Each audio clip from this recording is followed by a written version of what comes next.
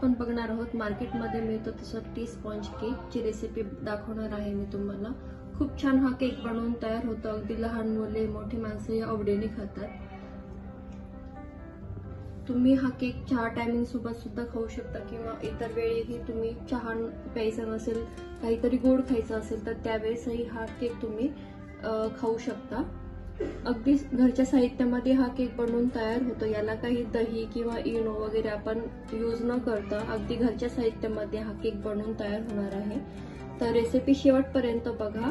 कुठेही मी सर्व तुम्हाला मेजरिंग कप्सने सर्व माप सांगितलेलं आहे, कुठेही तुमची रेसिपी फेल होणार नाहीये। काही सोप्या ट्रिक मी तुम्हाला इथे सांगितलेल्या आहे, तर फॉलो करून तुम्ही हा टी स्पॉन्ज केक बनवू शकता। तर व्हिडिओ शेवटपर्यंत बघा। चला बनवूयात टी स्पॉन्ज केक।